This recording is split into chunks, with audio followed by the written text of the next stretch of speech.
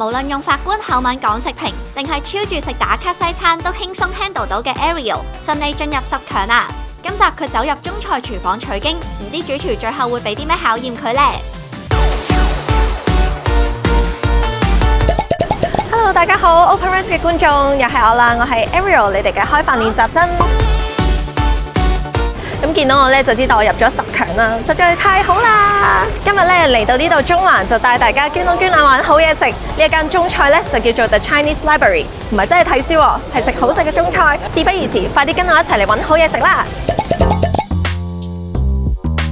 唔好住，提大家記得 subscribe OpenRice 嘅 YouTube channel， 咁知道有片嘅時候隨時可以 click 入去睇啦。The Chinese Library 咧就喺大館嘅01座1樓，其實揾呢度咧都幾方便嘅喎。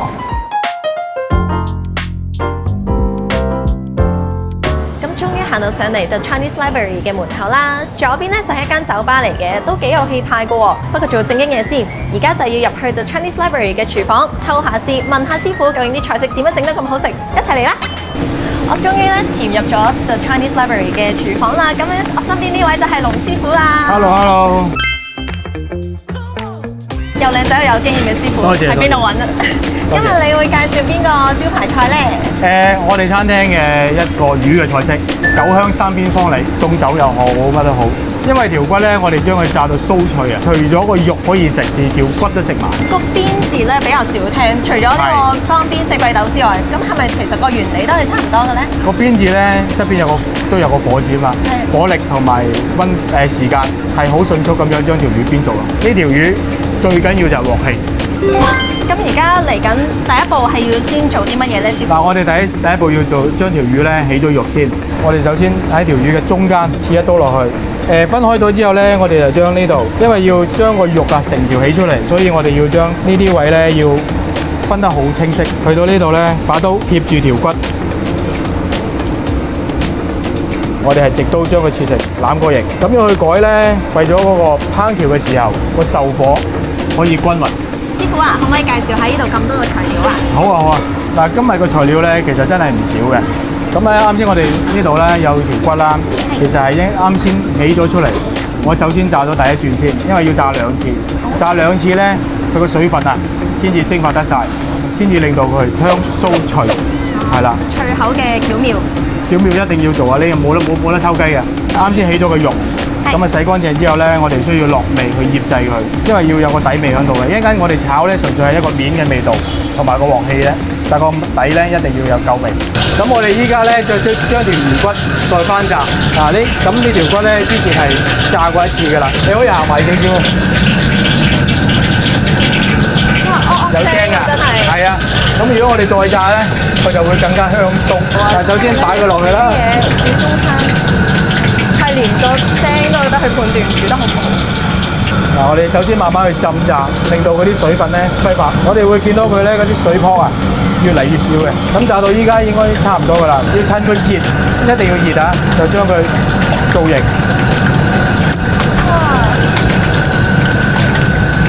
嗱，咁我哋已經炸完啦。我哋啱先咪炒咗啲西蘭花喺度嘅，咁我哋就將條魚放咗上去先啦。咁好似喺度躍緊咁啊條魚。嗱，咁我哋依家開始炒嗰條魚啦。不過一陣間小心啲，會煙霧彌漫。首先我哋會落咗啲薑先啦。咁將啲薑咧炒到佢開始金黃色，啲水分揮發咁啲啦，我哋先至再落魚。呢啲魚咧啱先我哋醃製過㗎啦，依家直接落鑊。開住個火要開到好大，跟住放佢落去，唔好熄火。一路喺度炒，唔好俾佢停。跟住我哋將啲蒜頭擺埋落去。但係依家唔使驚啊，淨係得個煙嘅。但都 feel 到鑊氣，啱啱嗰啲煙有高上嚟啊，幾犀利啊！最後尾將埋嗰啲韭菜啊，炸少少酒，甜椒，開住個火開到最大，擺埋落去。咁樣去辣佢咧，就係攞個鑊氣啊！嗱，就算咁大火都好，我哋係冇將佢辣燶咗。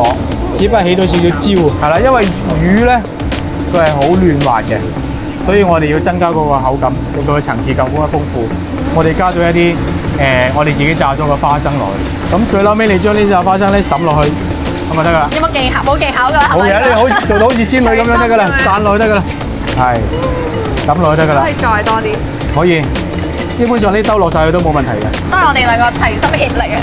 係啊，係咯最嬲尾嗰下都有你個功勞喺度。哇，師傅辛苦晒你啦，整得到咁靚又好似好好食嘅菜式，我哋一齊出去試下咯。好，不過我要抹咗汗先，你出去先啦。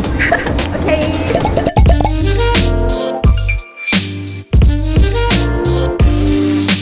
好辛苦晒師傅，我哋飲啖茶先。好啱啱準備咗台面有3道菜，而家啱啱試食咗個魚韭菜咧，真係令到成件事咧勁香。因為個韭菜咧加熱咗之後，佢有個香味啊，自然咁樣揮發出嚟。你啱先有冇見到我炒到成頭大汗，跟住成個廚房都係煙啊！直到個鑊氣咧係好香好香。魚入邊都加咗菜脯啦，咁所以令到佢層次感咧更加之豐富。佢有帶鹹香味啊，將佢切細粒啲。當食嘅時候咧，佢會黐喺啲魚度，可以一次過擺入去，令到個魚更加鮮，同埋嗰個香味更加濃。師傅啊，咁除咗個魚肉之外咧，咁啱啱咧見你即係炸呢一個魚骨咧，點樣食法咧？我唔想破壞佢咁靚喎。我哋連骨都冇放過佢。你睇下師傅私人整咗呢個魚尾，呢個最好食嘅部位。因為佢個鰭位咧最多，嗰個潑水位啊係最多咧，最容易炸得香酥嘅一個位嚟嘅。真係好鬆脆啊！好鬆脆嘅。因為我自己本身咧都好中意食煎炸嘢，所以完全係合晒我心意啊！另外呢條魚咧，佢有條中骨，最粗嗰條中骨就係呢個位啦。咁我哋連佢呢條中骨都炸酥脆咗，你試一試啊！通常係呢個位最難炸嘅。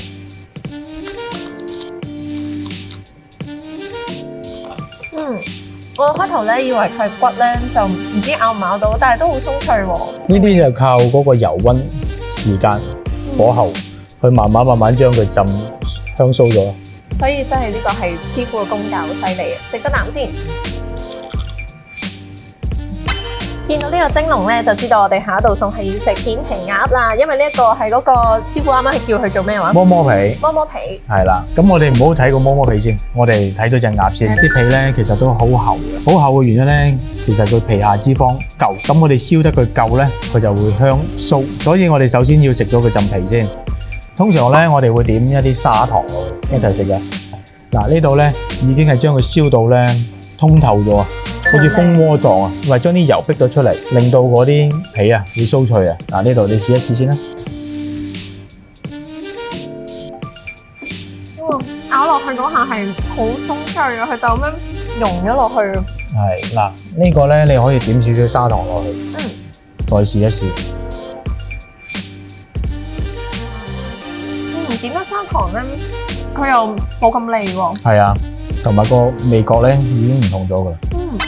師傅啊，嚟到最後一道菜啦，呢一個係一個鍋貼嚟嘅，有咩特別嘅咧？特別咧就特別喺入邊嗰個餡，通常我哋啲餡咧都係豬肉啊或者係雞肉咁樣嘅，但喺呢個基礎上咧，我哋加咗雲南嘅雞中菌，新鮮嘅雞中菌，因為雞中菌咧個鮮味係非常之濃郁嘅，你試一試。好濃郁啊！有冇食到微微啲嘅麻辣味喺度？少少，我覺得係個菌味出先㗎。係嘛？啱唔啱啊？跟住後尾先至有少少麻辣味，但係唔係話好勁蓋過個菇味嘅。因為個菌味咧係最主要嘅，除咗自身嘅香味啦，佢亦都幫助嗰個豬肉嘅餡味提鮮嘅。咁你咁樣食到最嬲尾先係辣味咧，啱㗎啦。睇嚟我今日跟師傅即係食下嘢，又學到啲唔少嘅嘢喎。多謝你，多謝你師傅。我係。嘢食完啦，偈又傾完啦，依家有個突擊任務。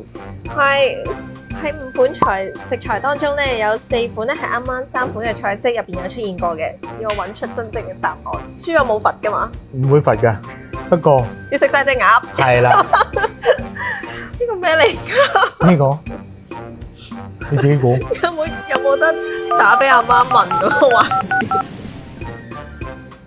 我食完都唔知咩嚟喎。唔緊要，繼續估。仲有一樣。有一樣。哇，綠色喎。係啊。綠色嘅好似油咁嘅物體。芫茜油。都唔係。死攞連本身係咩嚟我都唔知。等我諗下先。嗱，我哋用呢個剔除法啦。首先辣椒我知係有嘅，因為啱啱食魚嗰陣，我記得有落過嘅，同埋我有食到。所以一定有呢個啦，跟住呢個唔通呢個係子薑？你講咩我都話係㗎啦。咁呢個咧就係子薑啦，第二樣呢個，所以一定係有嘅，因為呢個喺啱啱個片皮鴨個醬嗰度有出現過。嗯，花生啊更加唔使講啦，仙女散花嗰陣係我落嘅。好啦，而家困難就係呢兩個，究竟係邊一個咧？好，我最尾嘅決定咧就係我估係冇呢一個嘅。哦，咁你擺低先。錯咗。擺低先啦，你唔好心急住啊。咁你估唔估到呢樣係咩先？呢個好似肉嘅質感，但係我又講唔出。開估，請開估。嗱，其實你真係估中咗嘅。呢樣係冇嘅。呢樣咧係我哋自己整嘅咧，青椒油、青嘅花椒、薑同埋葱煉出嚟嘅油嘅。而呢樣咧你都估咗好耐㗎啦。麻辣？係啊。咁其實辣嘅，因為我哋要保持翻嗰個肉嘅鮮味，我哋唔可以做得太辣嘅。係咯，所以我覺得今次我係算成功嘅，係咪啊，師傅？我哋喺8線。咁啊，啲鴨留翻下次先食啦。好啦，哎呀，好可惜。今日嚟到 The Chinese Library 試咗一個招牌菜，哇！我覺得咧真係好好食啊，因為咧廚師咧真係好俾心機去整啦，而且佢仲好創新添，將創新同埋 tradition 融合一齊，真係好犀利啊！所以就會喺度俾一個5粒開飯仔。其實如果可以嘅話，我想俾7粒添啊！咁如果大家都中意呢一條片嘅話，記得幫我 like 同埋 share， 咁我就可以有機會入到3強啦。仲要記得 subscribe OpenRice 嘅 YouTube channel。仲有啊，記得玩埋 giveaway 攞禮物。我哋下次開飯練習生再見啦，拜拜！富邦銀行特約開飯仔 tips， 用富邦 Visa 信用卡喺 OpenRice 埋單，訂餐或者外賣自取，最多減400蚊。今個夏天越食越賺。